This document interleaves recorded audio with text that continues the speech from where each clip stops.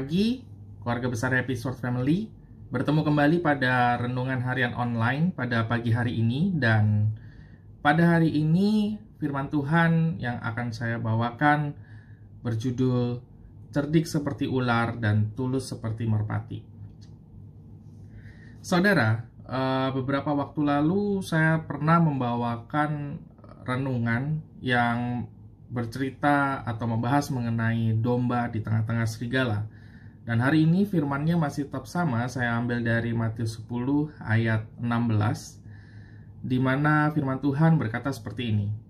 Lihat, aku mengutus kamu seperti domba ke tengah-tengah serigala. Sebab itu, hendaklah kamu cerdik seperti ular dan tulus seperti merpati.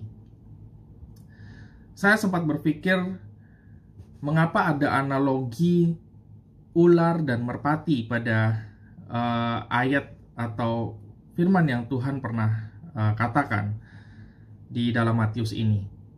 Ternyata ada hal yang menarik yang saya temukan mengenai fakta dari kedua hewan ini. Yang pertama, mari kita membahas mengenai ular. Ular adalah hewan yang cerdik dan juga cerdas. Menurut Kamus Bahasa Indonesia, cerdik itu artinya mampu membaca dan mengerti situasi, mampu memberikan solusi, dan banyak akal. Nah, jadi dari arti yang diberikan oleh Kamus Besar Bahasa Indonesia ini, sepertinya menunjukkan bahwa cerdik itu adalah bagaimana kita dapat menyelesaikan masalah yang sedang terjadi dalam satu kejadian dan saat itu juga. Dan itulah memang yang menjadi sebuah karakteristik dari ular. Ular itu adalah hewan yang sangat cerdik sekali karena dia itu bisa mengontrol dirinya. Kapan dia harus menggigit, kapan dia harus mengeluarkan racunnya. Maka seringkali ada istilah yang disebut dengan dry bite. Jadi dry bite itu adalah orang tergigit tetapi venom atau bisanya itu belum terpompa masuk ke dalam, sehingga ya dia hanya terluka gigitannya saja tetapi tidak menyebabkan kematian. Sementara ketika dia mengeluarkan bisanya, rata-rata orang akan tewas dalam waktu 15 menit atau paling lama itu 2 jam. Kemudian selain daripada dia mampu mengontrol kapan dia harus menggigit dan mengeluarkan bisanya, ular juga memiliki kemampuan untuk mengontrol pada saat dia memakan mangsanya.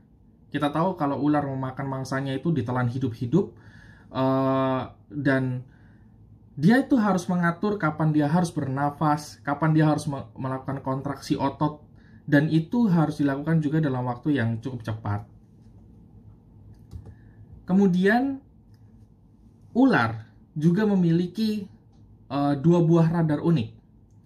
Jadi ular ini adalah hewan yang sebenarnya rabun jauh, sehingga dia membutuhkan 2 radar unik lainnya, yaitu radar panas atau heat sensor, itu ada di mulutnya, dan juga radar bau-bauan atau sense sensor, itu ada di lidahnya. Nah, ini memampukan ular untuk dia bisa mengenali mangsanya, mengenali keadaan di sekitarnya, dan juga mendeteksi bahaya yang ada di sekitarnya. Kemudian setelah dia mampu mendeteksi itu semua, dia dengan gerakannya yang lambat, merayap, inilah yang seringkali tidak diketahui oleh mangsanya.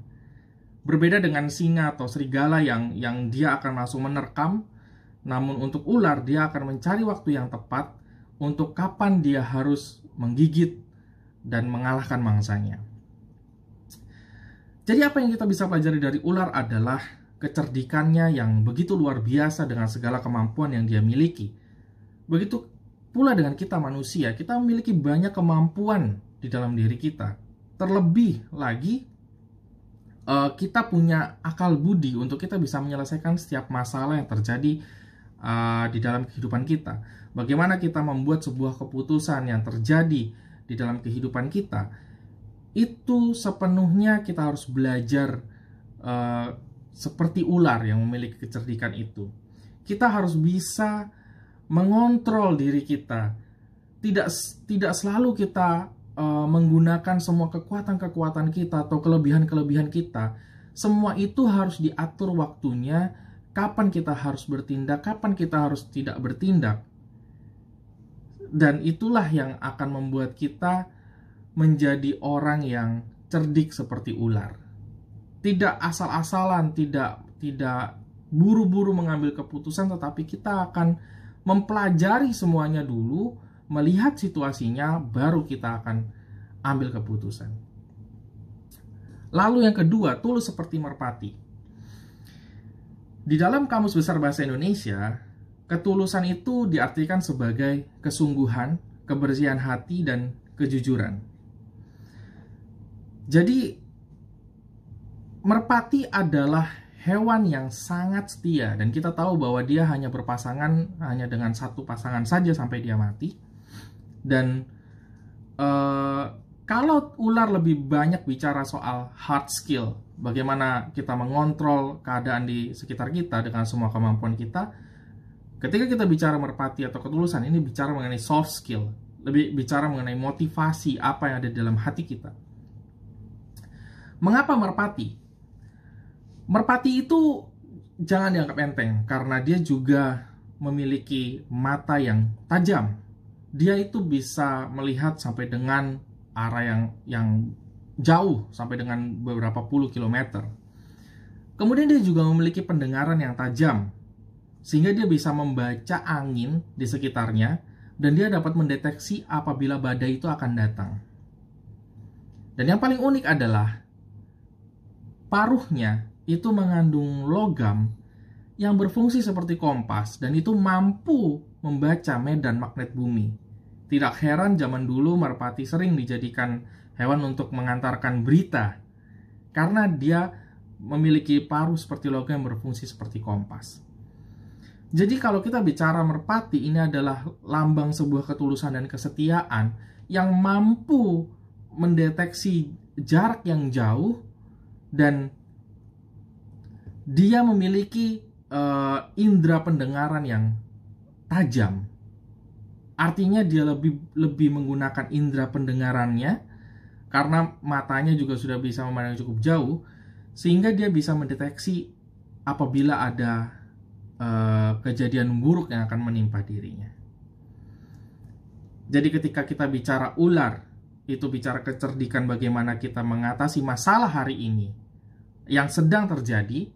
Kalau kita bicara mengenai merpati, itu kita bicara mengenai sebuah ketulusan, motivasi, soft skill, dan pandangan jauh ke depan, dan di mana kita juga diingatkan untuk kita lebih banyak mendengar daripada berbicara. Jadi saudara, milikilah dua karakteristik ini dari dua hewan yang sudah kita pelajari. Mengapa Tuhan menggunakan hewan dalam analoginya? Jika hewan saja bisa seperti itu, hewan yang tidak memiliki hati nurani, hewan yang tidak memiliki akal budi, mereka mampu melakukan hal itu. Bagaimana dengan kita sebagai manusia, orang yang diberikan akal budi dan juga memiliki hikmat? Tentunya kita akan jauh lebih baik daripada hewan. Jadi, saudara, pada pagi hari ini, cerdiklah seperti ular untuk mengatasi masalahmu hari ini, dan tuluslah seperti merpati untuk memandang jauh masa depanmu dan menjadikan kamu orang yang lebih banyak mendengar daripada berbicara. Mari kita berdoa. Terima kasih Tuhan Yesus atas firman-Mu. Kami tahu ini menguatkan kami, dan biarlah kami dapat menjadi seperti ular Tuhan yang cerdik, dan juga kami memiliki ketulusan hati seperti merpati. Sehingga kami Tuhan, ketika kami harus diutus menjadi seekor domba di tengah-tengah serigala, kami mampu mengatasi segala situasi dalam kehidupan kami. Mampukan kami dalam bantuan Roh Kudus-Mu Tuhan. Dalam nama Yesus kami berdoa. Amin. Selamat pagi, Tuhan Yesus memberkati.